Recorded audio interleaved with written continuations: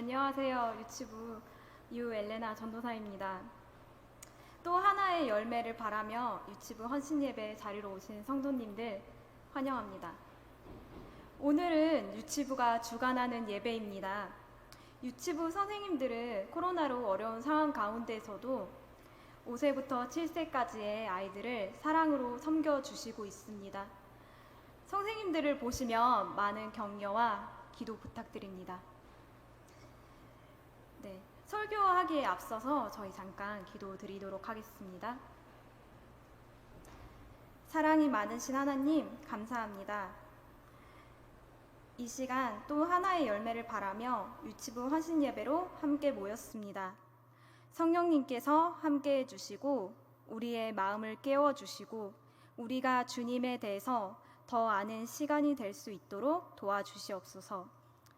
그리고 이 시간 우리에게 필요한 말씀을 주시고 이 말씀이 우리의 심령 속에 깊이 새겨질 수 있도록 함께 해주실 줄 믿으며 예수님 이름으로 기도드립니다. 아멘. 네. 나태주님의 시 중에서 사랑의 답함이라는 시가 있습니다. 네. 화면 띄워주시겠어요? 네. 그 다음 화면 띄워주시겠어요? 네.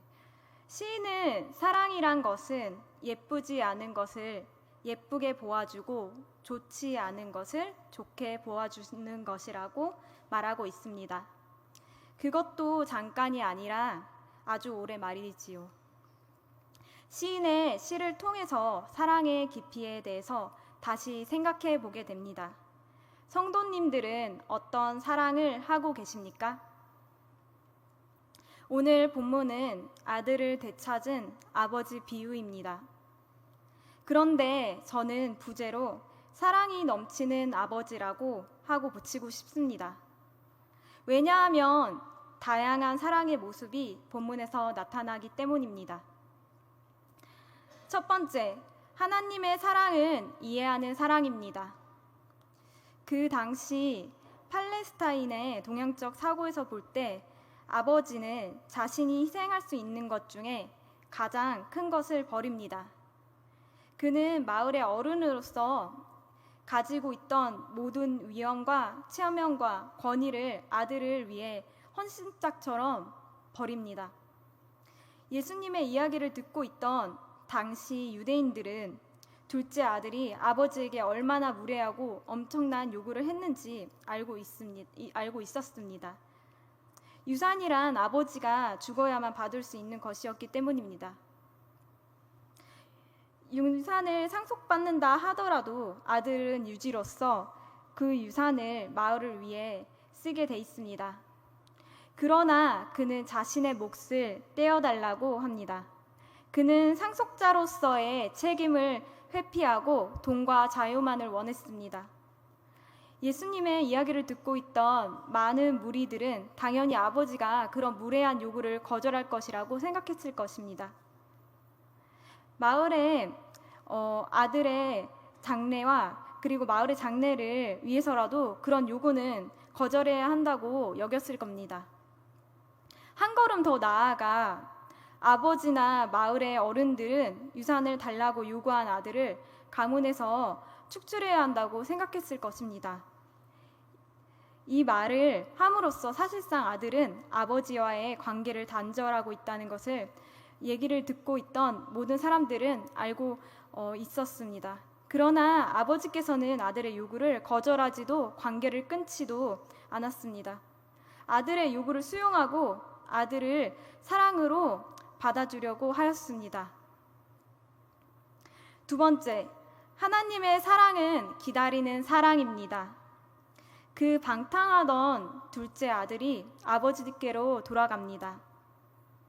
아버지는 이 아들이 집을 나간 다음 날부터 이미 아들을 용서하고 동구 밖에 나와서 그 아들을 기다리고 있었던 것입니다.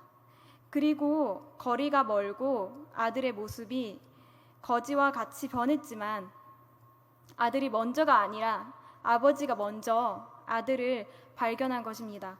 그리고 그를 보고 측은히 여깁니다. 그리고 제일 좋은 옷을 입혀 잔치의 주인공임을 밝혔습니다. 그뿐만 아니라 손에 가락지를 끼워서 아들의 권리를 드러내고 발에 신을 신겨 더 이상 종이 아닌 자유인의 신분을 회복시켜 준 것입니다. 그리고 집에서 잘 길러놓았던 살찐 송아지를 잡으라고 한 것입니다. 그만큼 아버지는 아들을 위한 사랑의 생각이 기쁘셨던 분이었습니다. 저희가 잃어버린 아들 이 비유를 라틴어 성경에서 탕자의 비유라고 이름을 붙여진 후부터는 우리는 탕자의 비유로 알지만 20세기 신약학자 요하스 예레미야스는 아버지의 사랑의 비유라고 말합니다.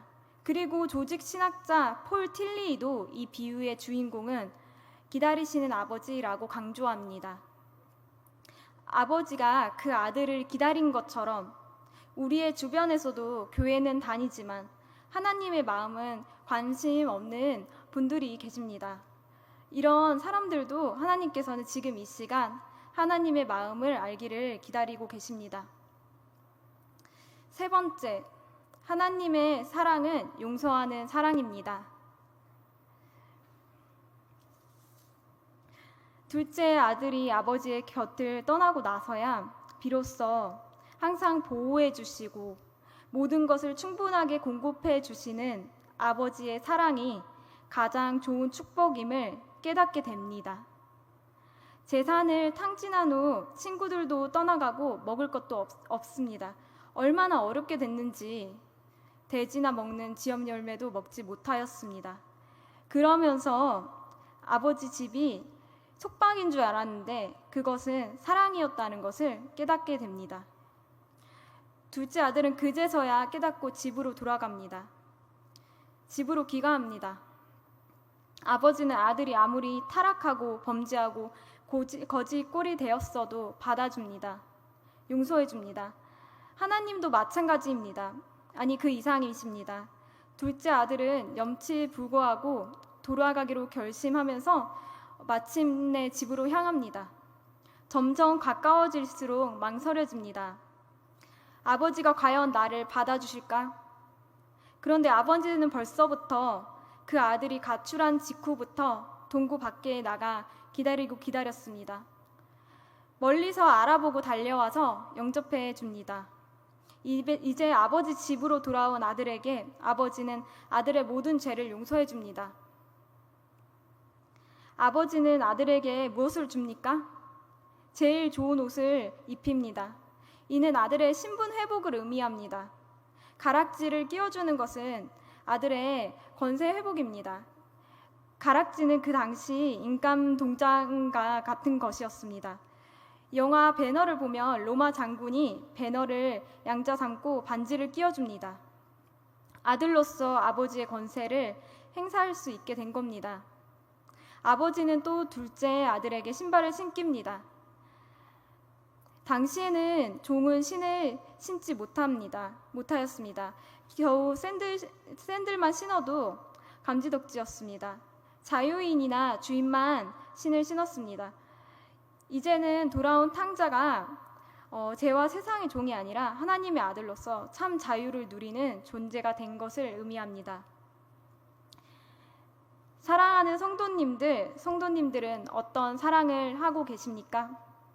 이 시간 하나님께서 우리에게 주셨던 사랑을 마음에 새기며 받은 사랑을 잘 전달하는 성도님들이 되시길 소망합니다.